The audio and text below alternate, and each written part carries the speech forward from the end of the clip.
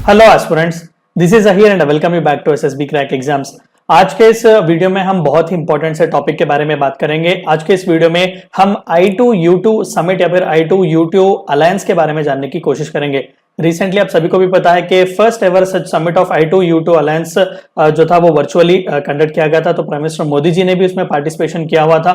तो आज के इस वीडियो में हम यही जानने की कोशिश करेंगे कि दरअसल ये अलायंस कॉन्सेप्चुअलाइज कब किया गया था, इसके बनाने के रीजंस क्या क्या हैं, और इसे बहुत ही पॉपुलरली वेस्ट एशिया का क्वाड भी कहा जा रहा है। और आप सभी को भी पता है कि आज के इस टाइम फ्रेम में क्वाड्रिलेटरल सिक्योरिटी डायलॉग, जो कि ऑस्ट्रेलिया, यूएसए, इंडिया और जापान का जो सबसे पावरफुल रीजनल ग्रुपिंग कहा जा रहा है, उसका इसे भी इक्विवेलेंट कहा जा रहा है मिडिल ईस्टर्न रीजन में। तो जानते हैं कि क्या कुछ रीजंस है कि इसे इतना पोटेंशियल जो है वो दिया जा रहा है। तो आइए आज के इस वीडियो को शुरू करते हैं। वीडियो को शुरू करने से पहले मैं आप सभी को एक बार बता दूं कि एसएसबी क्रैक एग्जाम्स के पास एसएसबी इंटरव्यू से रिलेटेड भी full fledge online course available है। हर महीने इसके नए बैचेस स्टार्ट होते हैं। अगर आप भी एक सीरियस कैंडिडेट हैं तो इसे जरूर जाकर सब्सक्राइब कीजिएगा और अपने फ्रेंड्स के साथ भी इंफॉर्मेशन जरूर शेयर कीजिएगा। सो मूविंग अहेड, सबसे पहली चीज न्यूज चैनल्स में ये किस लिए था आप सभी बेहतर जानते हैं कि रिसेंटली पहला I2U2 समिट जो था वो वर्चुअली होल्ड किया गया था। तो वहां पर ये चारों कंट्रीज के रिप्रेजेंटेटिव्स, प्राइम मिनिस्टर मोदी जी भी गए हुए थे, इजराइल, यूएई और यूएस के रिप्रेजेंटेटिव्स भी वहां पर, of course head of the states वहां पर आए हुए थे। तो ये हाल ही में ही जुलाई 14 2022 में हुआ था। तो जानने की कोशिश करते हैं कि दरअसल ये I2U2 है क्या। देखिए, I2U2 जो है वो एक्रोनिम है विच stands for India, Israel, UAE and USA. तो दरअसल ये चार कंट्रीज का अलायंस है जो कि अक्टूबर 2021 में कॉन्सेप्चुलाइज किया गया था। और जाहिर सी बात है कि चारों कंट्रीज जो थे वो सेवरल ऐसे ग्लोबल प्रॉब्लम्स और चैलेंजेस फेस करते हैं जो बाकी के कंट्रीज भी फेस करते हैं। लेकिन ज्यादातर यहाँ पर हम फूड सिक्योरिटी क्राइसिस पर, ग्रीन एनर्जी और डिफेंस से रिलेटेड ज्यादातर प्रॉब्लम्स ये पूरे कंट्रीज फेस करते हैं। और अगर हम बात इंडिया की करें तो नो डाउट फूड सिक्योरिटी के क्राइसिस बहुत ही ज्यादा इंडिया में है।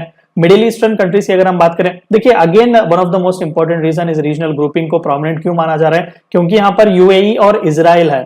इन दोनों की हरगिज बनती नहीं थी, दरअसल पूरे अरब वर्ल्ड की और इजराइल की जमाने से बनती नहीं थी। लेकिन सिंस कपल ऑफ इयर्स आहिस्ता से अरब वर्ल्ड में भी इजराइल को एक्सेप्टेंस मिल रहा है। तो जाहिर सी बात है कि इजराइल भी इसे टैप करना चाहता है और इंडिया भी, बिकॉज इंडिया की भी कई इंपॉर्टेंट वेस्टेड इंटरेस्ट है मिडिल ईस्टर्न कंट्रीज में। ज्यादातर फ्यूल की हमारी एफिशिएंसी और नीड जो है वो मिडिल ईस्टर्न कंट्रीज से ही फुलफिल होते हैं। तो इस ग्रुपिंग का हिस्सा बन के नो डाउट हम उस मार्केट को भी टैप करेंगे और हमारा जियोपॉलिटिकल प्रेजेंस भी जो है वो ज्यादा से ज्यादा बढ़ जाएगा। लेकिन एज ऑफ नो डिफेंस से रिलेटेड यहाँ पर कोई भी डिस्कशन नहीं किया गया है, सिर्फ ज्यादातर फूड सिक्योरिटी और एनर्जी पर ही डिस्कशन एज ऑफ नो किया जा रहा है। मैं उसके बारे में भी आपको बताऊंगा। सो मूविंग अहेड, एक ऐसा फ्रेमवर्क बनाने की कोशिश की जा रही है इस I2U2 के तहत जहां पर कॉमन एरियाज क्या क्या हो सकते हैं इन चारों कंट्रीज के बीच, क्या क्या प्रॉब्लम्स के ऊपर हम मिलकर काम कर सकते हैं, कौन से कंट्रीज में किस किस तरीके के इनोवेटिव सॉल्यूशंस लाए हुए हैं, उसके ऊपर हम पार्टनरशिप्स कैसे बना सकते हैं, खासकर हमारे इकोनॉमिक पार्टनरशिप्स को किस तरीके से स्ट्रेंथन कर सकते हैं। एक और इंपॉर्टेंट सी चीज अगर आप यहाँ पर आइडेंटिफाई करेंगे तो ज्यादातर इंडियन डायस्पोरा इन्हीं कंट्रीज के आसपास आपको देखने को मिलेगा, अपार्ट फ्रॉम इजराइल। यूएसए में भी ज्यादातर इंडियन माइग्रेंट्स आपको देखने को मिलेंगे और मिडिल ईस्ट में भी कई ज्यादा इंडियन डायस्पोरा आपको यहाँ पर देखने को मिलेगा। तो इकोनॉमिक पार्टनरशिप हम किस तरीके से फुल फ्लेज्ड पुश कर सकते हैं, ट्रेड और इन्वेस्टमेंट के साथ हम किस तरीके से आगे जा सकते हैं, और भी अगर कोई म्यूचुअल बेनिफिट रिलेटेड रीजियंस और इसके बियॉन्ड भी अगर कुछ है तो उस पर भी काम करने की कोशिश की जाएगी। और अल्टीमेटली हम एक ऐसा मॉडल बनाने की कोशिश कर रहे हैं इकोनॉमिक कोऑपरेशन का जो कि ग्लोबली इनोवेटिव हो और मोटिवेशन भी हो और ज्यादा से ज्यादा बेटर अपॉर्चुनिटीज भी हमें प्रोवाइड कर सके। एक अच्छा मॉडल हम बनाकर देना चाहते हैं ताकि फर्दर अगर कोई भी ग्रुपिंग्स बनना चाहे तो वो हमें अपना रोल मॉडल जरूर बनाए। This is what actually the ultimate purpose of I2U2 is all about. तो सबसे पहली बार इसे कॉन्सेप्चुलाइज कब किया गया था, तो पिछले ही साल अक्टूबर 18 2021 में फॉरेन मिनिस्टर्स की मीटिंग हुई थी। तो वहां पर जयशंकर जी भी गए हुए थे यूनाइटेड स्टेट्स। तो वहां पर पहली बार ये कॉन्सेप्ट आया हुआ था इन चारों कंट्रीज को लेकर के हम अलायंस बनाते हैं। और सिंस देन शेरपा लेवल यानी कि एम्बेसडर लेवल के इंटरेक्शंस रेगुलरली चल रहे थे कि कौन से पॉसिबल एरियाज हो सकते हैं जिसके तहत हम ये चारों कंट्रीज जो है वो मिलकर आगे बढ़ सकते हैं। तो उसी के तहत एक चंद 6 म्यूचुअली आइडेंटिफाइड एरियाज जो थे वो पहले रिकॉग्नाइज किए गए थे। तो सबसे पहले आप यहाँ पर देख सकते हैं water, energy, transportation, space, health और फूड सिक्योरिटी। तो एज ऑफ नो यहाँ पर डिफेंस को इंसर्ट नहीं किया गया है, लेकिन फिर भी अगर चाहें तो फर्दर इसके बारे में भी सोचा जा सकता है, क्योंकि अभी हमने देखा कि फ्रेमवर्क में तो हमने ये बात कही हुई थी कि एज ऑफ नो जो कुछ भी चीजों पर हम काम कर सकते हैं उस पर करेंगे, लेकिन फर्दर अगर जरूरत पड़े तो हम रीजन्स को भी पुश कर सकते हैं, अमन कोऑपरेशन के एरियाज को भी हम पुश कर सकते हैं। लेकिन एज ऑफ नाउ ये 6 म्यूचुअली आइडेंटिफाइड एरियाज हैं जिन पर ये चारों कंट्रीज मिलकर काम करेंगे। And apart from that private sector के लिए भी एक पुश देने की यहाँ पर कोशिश की जाएगी कि प्राइवेट सेक्टर कैपिटल और उनसे रिलेटेड एक्सपर्टाइज को भी मोबिलाइज करने की कोशिश करेंगे। इंफ्रास्ट्रक्चर को किस तरीके से मॉडर्नाइज किया जा सकता है, लो कार्बन का डेवलपमेंट और ग्रीन टेक्नोलॉजीज में भी मिलकर काम करेंगे। So this was what the purpose of alliance is all about. And moving ahead, recently जैसे कि आप सभी को भी पता है कि I2U2 का पहला समिट हुआ था, तो चारों के चारों कंट्रीज के रिप्रेजेंटेटिव्स, प्रेसिडेंट्स और प्राइम मिनिस्टर्स वहां पर आए हुए थे। इनॉग्रल मीटिंग वहां पर चली हुई थी और एक खास बात यहां पर यह हुई थी कि एक जॉइंट डिक्लेरेशन साइन किया गया था जिसके तहत ये चारों कंट्रीज ने अपने कमिटमेंट्स दिए हुए थे।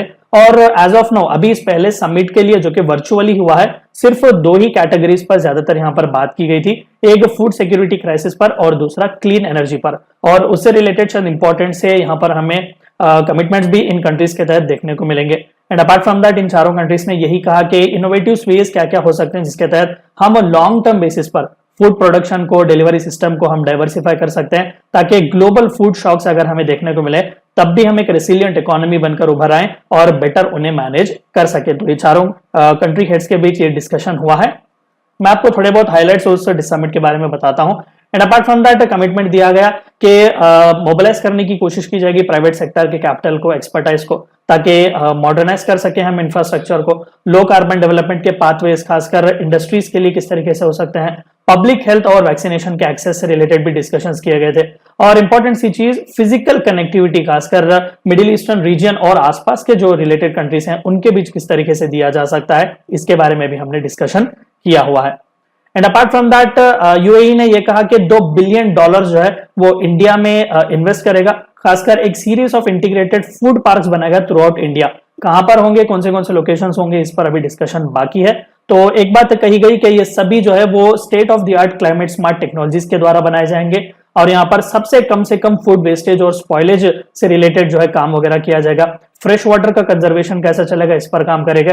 And apart from that renewable energy sources को एम्प्लॉय करके ही ये सभी इंटीग्रेटेड फूड पार्क जो है वो बनाए जाएंगे। So this is what the first major commitment which came from UAE.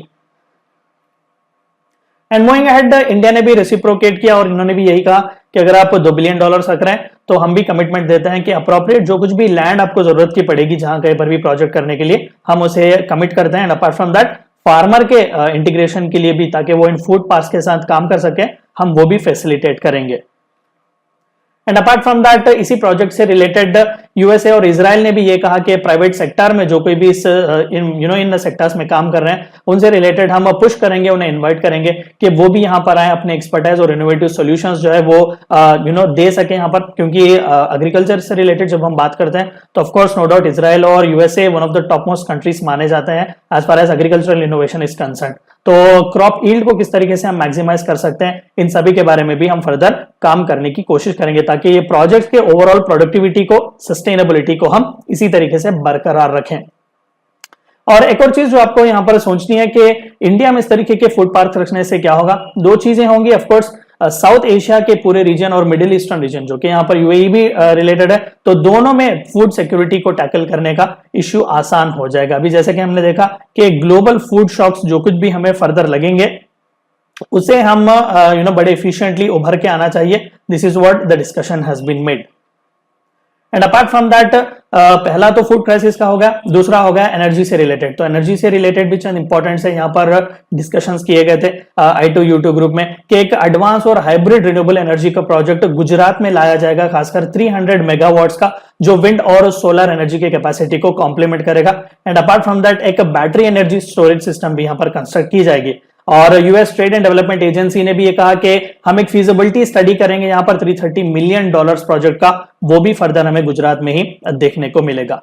एक और इंपॉर्टेंट सी चीज यहाँ पर जो कि यूएई भी जुड़ा हुआ है, क्योंकि यूएई खासकर रिन्यूएबल एनर्जी में इतना इंटरेस्टेड क्यों है आप पूछ सकते हैं। क्योंकि इंटरनेशनल रिन्यूएबल एनर्जी एजेंसी का हेडक्वार्टर्स यूएई में ही है, अबू धाबी के पास। And apart from that conference of parties 28 जो कि United Nation Framework Convention for Climate Change, उसका भी होस्ट 2023 में यूएई ही होने वाला है। तो out of that concerns UAE भी चाहता है कि उसका भी ज्यादातर जो कोई भी अलायंसेस हो, इंटरनेशनल लेवल पर जो कोई भी इंटरेक्शन हो, वो एनर्जी प्रोजेक्ट से रिलेटेड हो। मूविंग एड फर्दर, जैसा कि कहा कि प्राइवेट सेक्टर एक्सपर्टाइज के लिए भी यहां पर पुश दी जाएगी। अब यूएई बेस्ड कंपनीज भी बहुत ही इंटरेस्टेड हैं ताकि वो क्रिटिकल नॉलेज और इन्वेस्टमेंट पार्टनर्स के लिए बन सके, एक्सप्लोर कर सके इस तरीके की अपॉर्चुनिटीज। और इजराइल और यूएसए भी इंटेंड करते हैं कि ताकि वो यूएई और इंडिया के साथ पब्लिक सेक्टर की अपॉर्चुनिटी जहां कहीं पर भी हो उसे एक्सप्लोर कर सके। तो इससे रिलेटेड भी यहां पर हमें कमिटमेंट्स देखने को मिले हैं एक दूसरे कंट्रीज के साथ। एंड मूविंग एट अब जो कि इंडिया ने ऑलरेडी, अगर आपको याद हो तो कॉन्फ्रेंस ऑफ पार्टीज 26 में ग्लासगो स्कॉटलैंड में जब हुआ था तो प्राइम मिनिस्टर मोदी जी ने 5 प्रोमिसेस वहां पर किए गए थे और उनमें से एक ये भी था कि नॉन फॉसिल फ्यूल कैपेसिटी 2030 तक कहीं ना कहीं हम 500 गीगावाट्स तक रीच करने की कोशिश करेंगे। तो उस गोल को रीच करने के लिए भी हमें सभी प्रोजेक्ट्स वगैरह बहुत ही कॉन्ट्रीब्यूट करेंगे और इंडियन कंपनीज भी बहुत ही इंटरेस्टेड हैं कि इंडिया को वो यहां पर पुश देने की कोशिश करें, तो वो भी इंडियन कॉर्पोरेट कंपनीज यहां पर हमारे साथ इस प्रोजेक्ट्स में काम करेंगी और कंट्रीब्यूट भी करेंगी। So this was what the highlights of the summit were. And apart from that, अगर थोड़ा बहुत सिग्निफिकेंस की अगर हम बात करें इंडिया के लिए खासकर, अब हम क्वाड इसे कह रहे हैं कि वेस्ट एशिया का क्वाड है या फिर क्वाड जैसा ये पोटेंशियल रख रहा है, तो जाहिर सी बात है कि इंडिया के लिए बहुत ही ज्यादा सिग्निफिकेंस यहां पर होगा।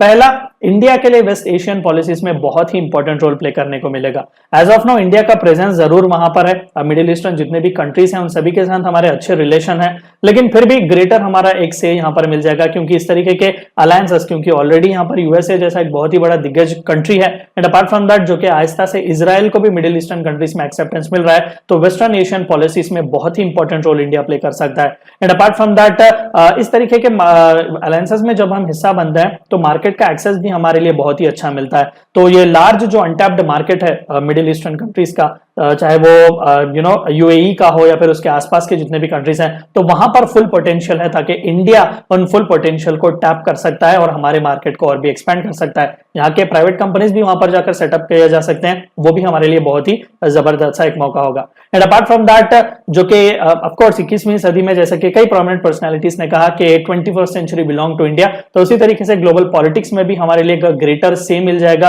क्योंकि ज्यादा से ज्यादा अलायंसेस का जो हम हिस्सा बनेंगे तो ज्यादा से ज्यादा दोस्ती भी हमारे लोगों के साथ बढ़ेगी और जियोपॉलिटिकली हर रीजन में हमारा प्रेजेंस जो है वो बढ़ता ही जाएगा। तो this is one such reason why I2U2 is also considered to be one of the most important shots which India have to go give। And apart from that, जैसे कि मैंने कहा कि यूएसए की अगर हम बात करें, मिडिल ईस्टर्न कंट्रीज की बात करें, यूएई वगैरह की, तो वहां पर इंडियन डायस्पोरा भी बहुत ही ज्यादा है। यहाँ से कई लोग माइग्रेट होकर वहां पर जाके रहते हैं, तो उनकी सिक्योरिटी से रिलेटेड भी हम काम कर सकेंगे और रेमिटेंसेस के लिए भी। देखिए, remittances is one such way how foreign exchanges also increase, तो फॉरेन रेमिटेंसेस के लिए भी हाजिल फ्री हमें मौका यहाँ पर देखने को मिलेगा। तो इंडिया के लिए it is a win win situation. और अभी जो कि हम ग्रीन एनर्जी की भी बात कर रहे हैं, तो since prime minister Modi ji has come, green energy के लिए बहुत ही ज्यादा पुश यहाँ पर दिया जा रहा है, तो वो भी बहुत ही सक्सेसफुली हम अकम्प्लिश कर सकते हैं।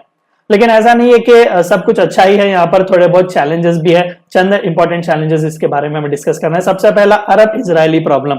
देखिए, सिंस अब्राहम अकॉर्ड्स जो रिसेंटली 2018-19 में हुए थे, आफ्टर दैट एक नॉर्मल सी हमें देखने को मिल रही है मिडिल ईस्टर्न रीजन में, लेकिन अभी भी माना जाता है कि कई इंडिपेंडेंट कंट्रीज जो है वो हॉस्टाइल हैं इजराइल को लेकर। अरब और इजराइल की पड़ती नहीं है, अब वो आहिस्ता से जो एक्सेप्टेंस मिल रहा है it is out of again शिया और सुन्नी कॉन्फ्लिक्ट। अगेन आप देखें तो सेकंड रीजन भी यही है, internal conflicts of the Arab world. शिया और सुन्नी का कॉन्सेप्ट भी यहाँ पर बहुत ही प्रोमिनेंट है। Iran again Middle Eastern region का हिस्सा है, जहां पर सऊदी जैसे सुन्नी डोमिनेटेड कंट्रीज के साथ उनकी पड़ती नहीं है। तो कई कॉन्फ्लिक्ट से ये पूरा रीजन भरा हुआ है, तो बहुत ही सोच समझकर इंडिया को यहाँ पर आगे बढ़ना पड़ेगा।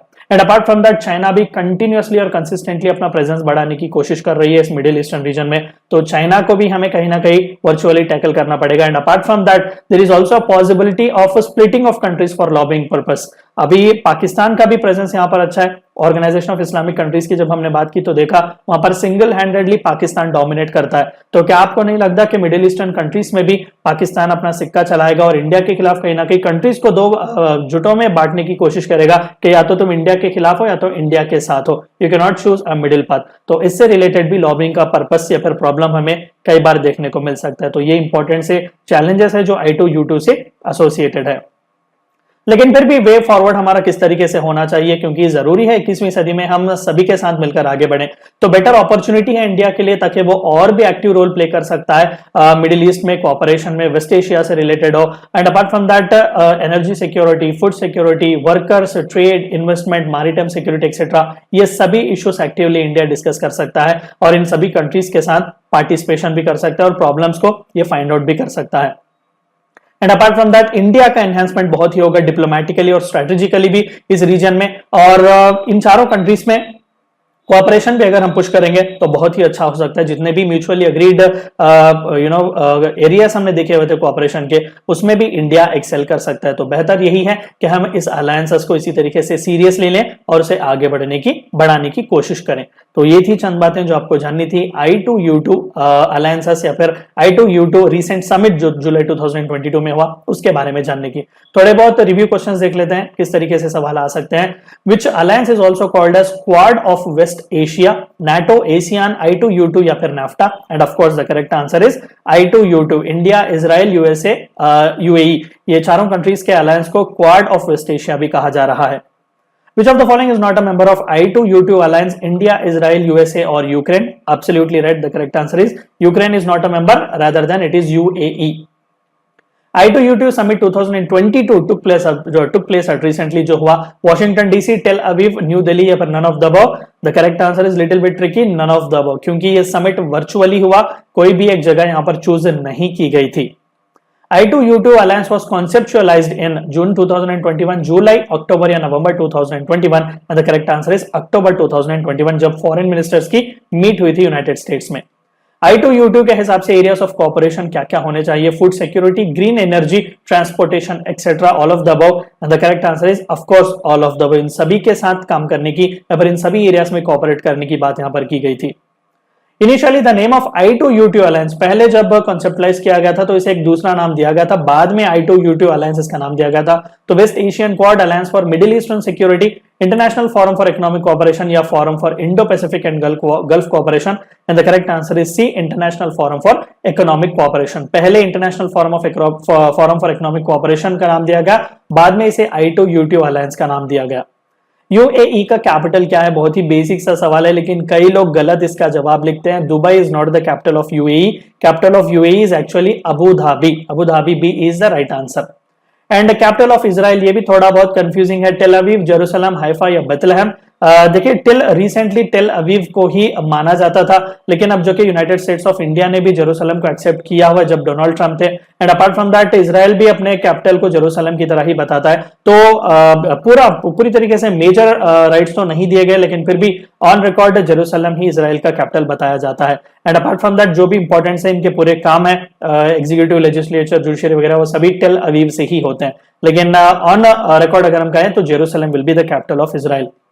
एंड फाइनली जो रिसेंट समिट हुआ था वहां पर 300 megawatts wind and solar capacity के प्रोजेक्ट्स किस स्टेट में रखने की बात की गई थी? आंध्र प्रदेश, मध्य प्रदेश, गुजरात या Maharashtra? And the correct answer is Gujarat.